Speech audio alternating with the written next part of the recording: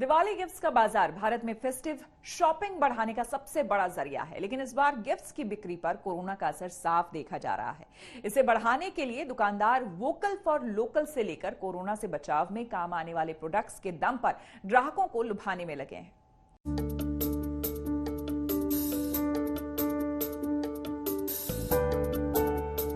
दिवाली के आगाज के साथ ही सूरत में 9,000 रुपए प्रति किलो वाली सोने की मिठाई बिकनी शुरू हो गई है। ये खास मिठाई साल में एक बार ही बनाई जाती है। इसी तरह से अहमदाबाद समेत देश के कई हिस्सों में इस बार इम्यूनिटी बढ़ाने वाली बर्फी और रसगुल्लों की बहार है। ये खास तरह की मिठाइयाँ दिवाली पर लोगों को दुकानों तक खींचने का जरिया बन सकती हैं। लेकिन इस बार पीएम की वोकल फॉर लोकल की अपील से भी मिठाई उद्योग के हौसले बुलंद है। उन्हें उम्मीद है कि इस बार लोग देसी सामानों को ज्यादा तरजीह देंगे और मिठाइयों की जमकर बिक्री होगी। देखिए, जहाँ तक वोकल फॉर लोकल का सवाल है, हमारे प्रधानमंत्री जी ने भी इसका आह्वान किया है कि हमें वोकल फॉर लोकल होना चाहिए, हमें हमारे घरेलू उत्पादों को प्रमोट करना चाहिए, कंज्यूम करना चाहिए। और जहां तक कि मिठाई का सवाल है, मिठाई तो 100% शुद्ध देसी है। ये घी से बनती है, ये खोए और दूध से बनती है, ये बेसन से बनती है। जितने भी इसके इंग्रेडिएंट्स होते हैं या जो सामग्रियां होती हैं वो सारी भारतीय हैं। अगर आप मिठाई खाते हैं या आप किसी को गिफ्ट करते हैं तो आप अपनी इकोनॉमी को सपोर्ट कर रहे हैं, आप अपने देश को सपोर्ट कर रहे हैं।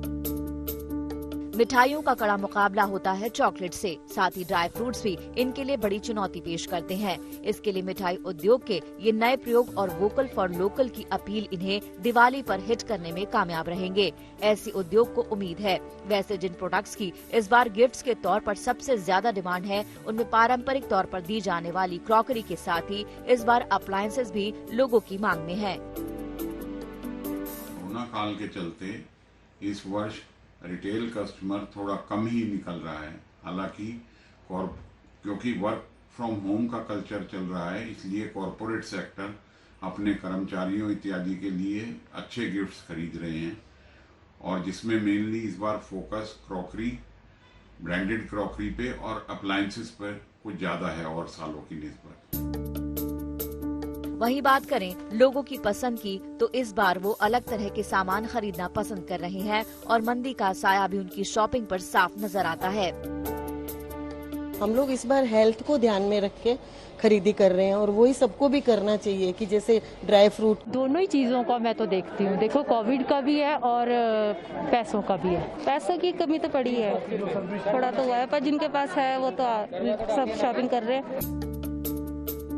मंदी की बात से कारोबारी भी इत्तेफाक रखते हैं, लेकिन उन्हें भी ये यकीन है कि दिवाली आने तक कारोबार दोबारा रफ्तार पकड़ लेगा। देखिए, जहाँ तक दिवाली के गिफ्ट का सवाल है, जो मिठाई के गिफ्ट्स होते हैं या मिठाई के जो हैम्पर्स बनते हैं, ओवरऑल इकोनॉमी में थोड़ा स्लो डाउन है, तो इसकी वजह से सेल तो अभी कम है। लेकिन जिस तरीके से रक्षाबंधन पे और जिस तरीके से अभी नवरात्रि और दशहरे का जो पूरा 10 दिन का स्पेल आया था, उसको देखेंगे तो सेल अच्छी पिकअप हुई है। और टीयर 2, टीयर 3 सिटीज में सेल ऑलमोस्ट लास्ट ईयर की बराबर हुई है।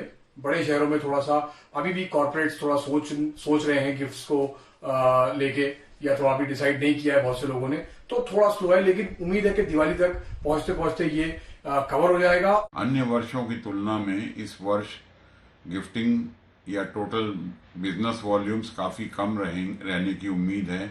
फिर भी सभी लोग इस बात में आशान्वित हैं कि शायद अंत के कुछ दिनों में, दिवाली से एक हफ्ता पहले, कुछ ये सेल्स पिकअप कर जाएं। अब देखना यही है कि जिस तरह से अक्टूबर में इकोनॉमी में जोश भरा है, उससे क्या लोगों में भरोसा बढ़ेगा और वो दिवाली पर जमकर खरीदारी करेंगे, क्योंकि यही शॉपिंग भारत की अर्थव्यवस्था को दोबारा पटरी पर लाने का दम रखती है। आज तक ब्यूरो। कोरोना के कहर से बचाने में सरकार का आत्मनिर्भर भारत पैकेज बड़ा असरदार साबित हुआ है, लेकिन अभी भी कई सेक्टर्स ऐसे हैं जिनमें संकट बरकरार है। ऐसे में सरकार हॉस्पिटैलिटी से लेकर रियल एस्टेट में छाई मंदी की इस बीमारी का इलाज करने के लिए दवा का इंतजाम करने में जुट गई है।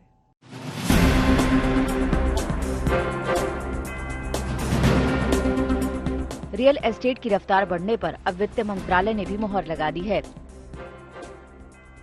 वित्त मंत्रालय के मुताबिक अक्टूबर में बाकी सेक्टर्स की तरह रियल एस्टेट की बिक्री भी बढ़ी है। हालांकि इसके लिए महाराष्ट्र की मिसाल देते हुए वित्त सचिव ने कहा कि स्टैंप ड्यूटी में कटौती प्रॉपर्टी की बिक्री बढ़ने में मददगार साबित हुई है।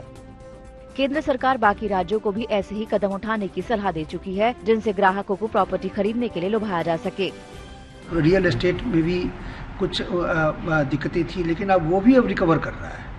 अभी महाराष्ट्र स्टेट ने अपना स्टैम्प ड्यूटी का रेट कम किया, उसके बड़े अच्छे परिणाम हुए हैं। सेंट्रल गवर्नमेंट ने सभी स्टेट गवर्नमेंट्स को भी रिक्वेस्ट किया है कि अगर अपने अपने स्टेट में इस तरीके से अगर अपना स्टैम्प ड्यूटी कम करें तो वहाँ पर भी रियल एस्टेट को भी पहुँच सकता है। तो अभी हम लोग हर सेक्टर का एक एनालिसिस हम लोग कर रहे हैं और ये कंटिन्यूअस प्रोसेस है। ये सलाह वैसे तो सितंबर में ही दे दी गई थी, जब महाराष्ट्र ने स्टैम्प ड्यूटी घटाई थी, लेकिन अभी तक इस मुद्दे पर राज्यों की बेरुखी बरकरार है। वहीं महाराष्ट्र की मिसाल से इस कदम की सफलता को मापा जाए तो बेहद उत्साहित करने वाले नतीजे नजर आते हैं। मुंबई में अक्टूबर में 7,929 फ्लैट्स की बिक्री हुई, जो 8 साल में किसी अक्टूबर में हुई सबसे ज्यादा बिक्री है। प्रॉपर्टी के रजिस्ट्रेशन अक्टूबर में सितंबर के मुकाबले 42% और पिछले अक्टूबर के मुकाबले 36% बढ़ गए हैं। नाइट फ्रैंक की इस रिपोर्ट में दावा किया गया है कि बढ़ोतरी स्टैम्प ड्यूटी को 31 दिसंबर तक 5% से घटाकर 2% किए जाने की वजह से हुई है। ये बहुत बड़ा रीजन है जिससे लोग इस वक्त खरीदने पर इंटरेस्टेड हुए हैं। इसके अलावा जो आरबीआई ने कोशिश की है इंटरेस्ट रेट रिडक्शन की, जिससे होम लोन रेट्स तकरीबन पिछले साल में 120 बेसिस पॉइंट्स कम हुए, यानी 1.2% ओवरऑल इंटरेस्ट रेट्स कम हुए हैं। महाराष्ट्र ने इसके बाद 1 जनवरी से 31 मार्च तक स्टैम्प ड्यूटी को 3% रखने का फैसला किया है। इस सफलता के बाद अब बाकी राज्यों के डेवलपर्स भी सरकार से डिमांड कर रहे हैं कि फेस्टिवल सीजन खत्म होने से पहले स्टैम्प ड्यूटी में कटौती का तोहफा मिलना जरूरी है। उत्तर प्रदेश में भी अगर यहाँ की गवर्नमेंट भी इस तरीके से अगर रेट में रिड्यूस करते हैं स्टैम्प ड्यूटी में, तो उसका फायदा यहाँ के ग्राहकों को भी मिलेगा और रियल एस्टेट की जो मंदी चल रही है उसको भी थोड़ा फायदा होगा। और इस फेस्टिव सीजन में अगर अभी इसको स्टैम्प ड्यूटी के रेट रिड्यूस कर दिए जाएं, कई जगह पे जहाँ पे 7% और उसके ऊपर चार्जेस भी लगते हैं, उसको टेम्परेरीली 3 या 4% से रिड्यूस कर देना चाहिए। So what I feel, reducing the stamp duty एक बहुत ही बड़ा पुल होगा रियल एस्टेट मार्केट के लिए, एक बहुत अच्छा इनिशिएटिव है। क्योंकि नॉर्मली कस्टमर को जो इनिशियल पेमेंट लगानी पड़ती है वो 10% या 20% लगानी पड़ती है किसी फ्लैट को बाय करते हुए, तो जो कि अगर 50-60 लाख की यूनिट है, 1 करोड़ की यूनिट है, तो 5 से 10 लाख रुपए बन जाता है। और जो स्टैम्प ड्यूटी है वो पूरी पेमेंट पे लगती है। अगर 60 लाख का फ्लैट है या 80 लाख का फ्लैट है तो उसको पूरे के ऊपर लगती है। So it becomes a significant amount. तो व्हाट आई फील कि इससे जैसे महाराष्ट्र के अंदर ये हुआ है, इसको सारी स्टेट्स में एप्लीकेबल करना चाहिए। हमारी भी एक्सपेक्टेशन है कि एनसीआर रीजन में भी इस स्टैम्प ड्यूटी की कटौती को कंसिडर किया जाए, जिससे कि सेल को और भी पुश मिले। जाहिर है अब दिवाली आने में चंद दिन बाकी बचे हैं। आमतौर पर तभी तक फेस्टिवल सीजन की खरीदारी का जोश बरकरार रहता है। ऐसे में जितनी जल्दी राज्य सरकारें इस कदम को उठाएंगी, उतना ही जल्दी प्रॉपर्टी की बिक्री को पटरी पे लाना मुमकिन होगा। आदित्य किराना के साथ आज तक ब्यूरो।